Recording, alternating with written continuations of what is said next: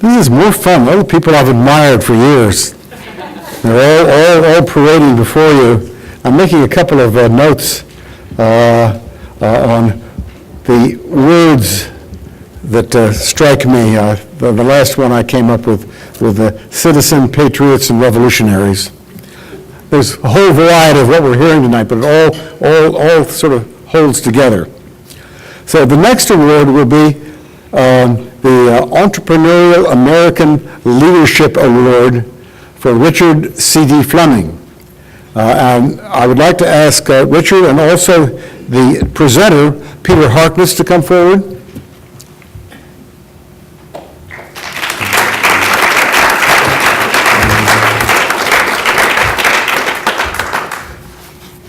Gentlemen, welcome to the podium. Last person that called me Richard was a nun.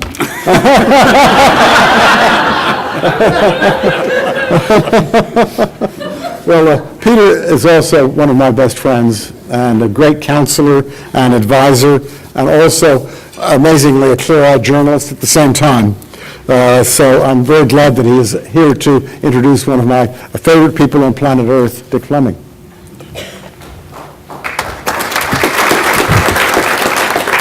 I'm not sure about clear-eyed.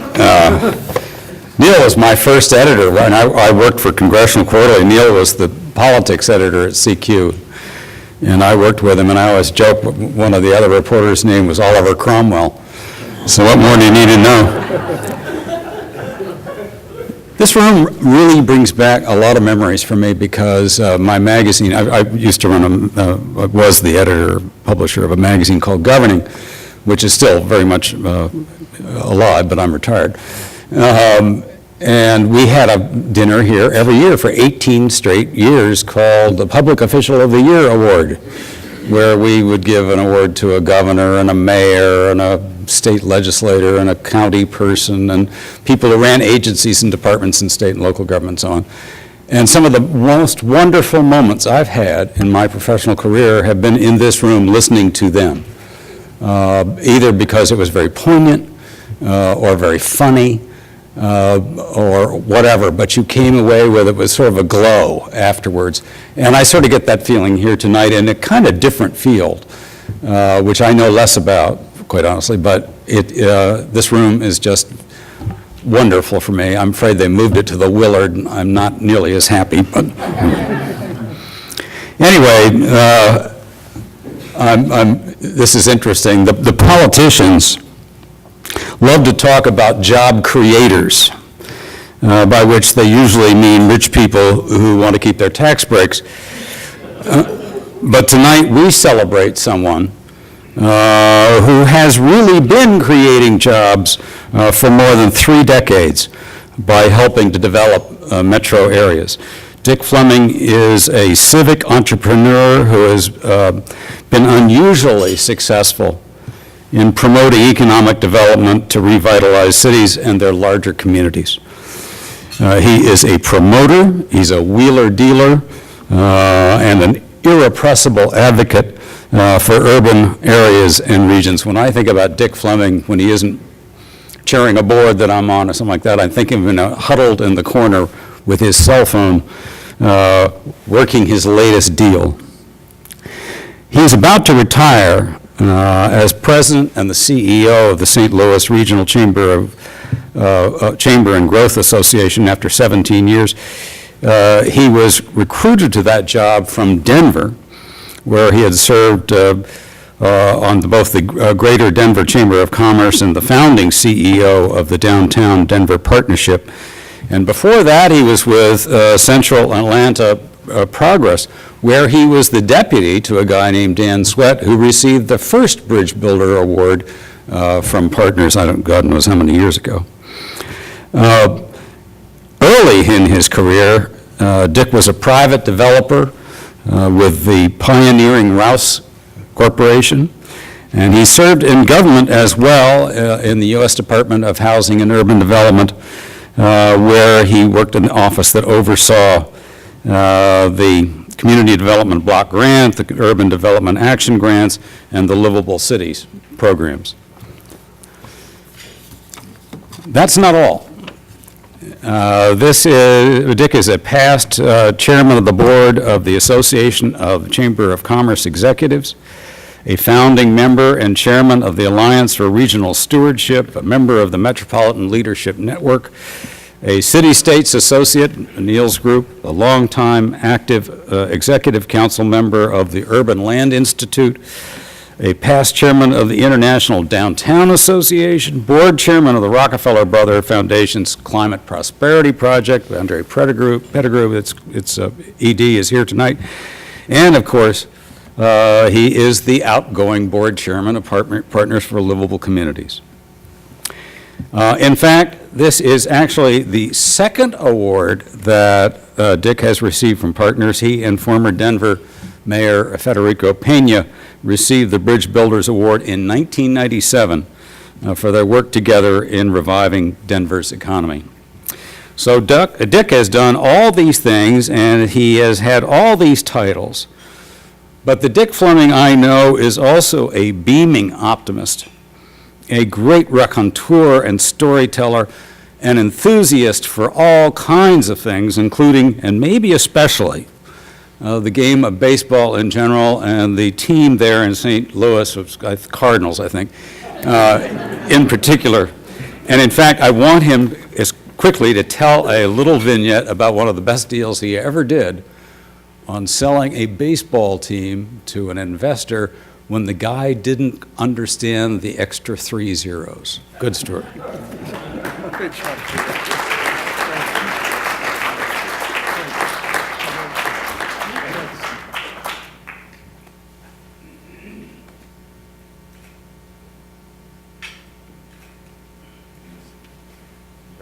Thanks. Well, Peter, thank you for that wonderful introduction, and thank Partners and Bob for this honor. As I reflect on my co-honorees, a number of whom I've had the pleasure and the honor to follow, work with over the years, Ron and Jim in Atlanta days, Tersh and his leadership in historic preservation, and certainly followed Jim Rogers and Janet's good work in their fields. This somehow feels a little bit like the civic version of the movie The Big Chill. It's kind of like we all convened here together to renew all of that.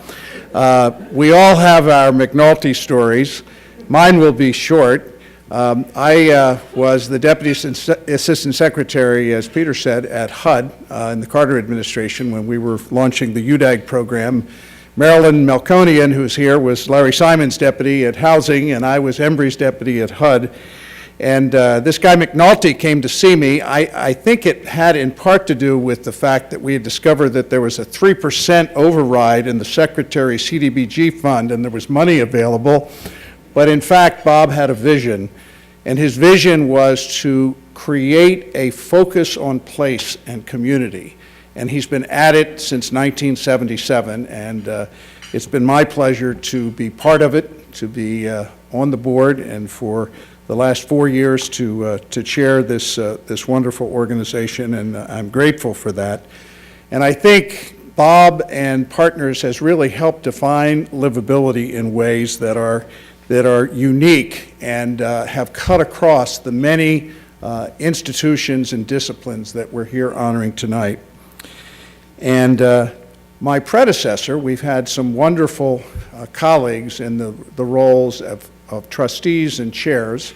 Bill Riley was our chair early on, and I'd like to share something in this evening as my closing remarks that quotes one of the finest presentations on the question of livability in place that I have ever seen. Bill was bestowed the honor with the Scully Award several weeks ago, and as was referenced by Neil, gave a wonderful address, and I'd just like to quote from it at the close because I think it captures so much about what Partners is all about.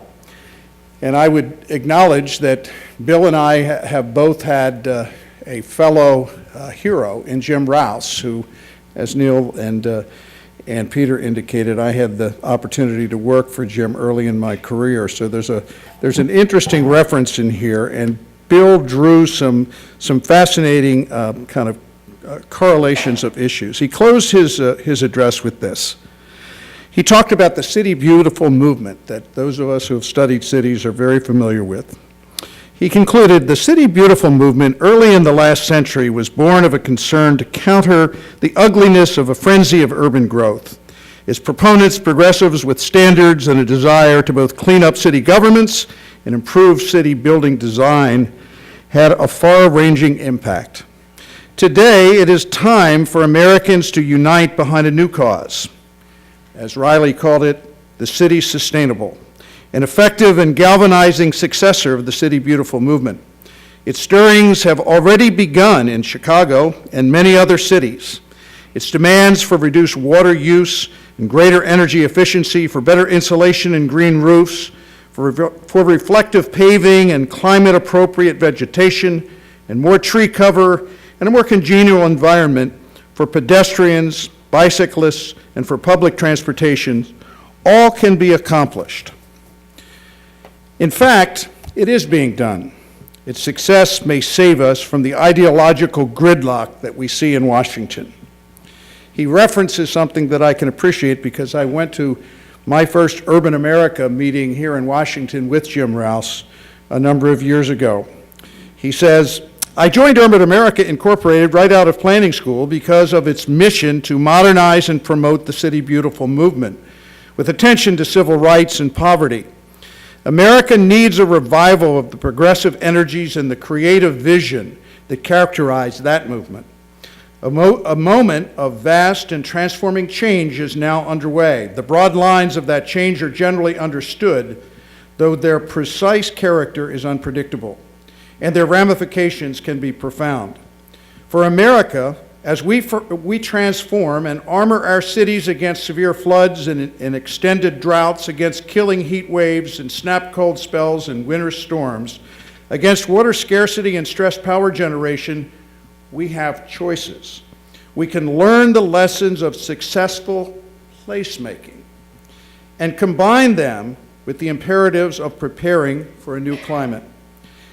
These are not inseparable challenges. And Bill concludes, as I look around America now, I am struck by how powerful are the portents of change and how America's responses to those portents can be so different. All of this will require new urban policies. Our response to climate change is not solely the province of environmental or energy policy. It is very much, here we go again, place-based policy, in the best sense of it. And it will require a change not just of city planning, but of the culture of cities, supported by citizens and all of the wisdom and creativity of the public and private sectors alike. And I close with a quotation from a distinguished Senator Daniel Patrick Moynihan, who Bob Peck here with us tonight used to work, who knew something about cities and about architecture and about wise government and getting hard things done. And he quoted, in some 40 years of government work, I have learned one thing for certain. The central conservative truth is that it is culture, not politics, that determines the success of a society. And the central liberal truth is that politics can change a culture and save it from itself. Thanks to this interaction, we're a better society in nearly all respects than we were. I think we're a better society because of what this organization and what it stands for has represented about place. And for that, we're all thankful.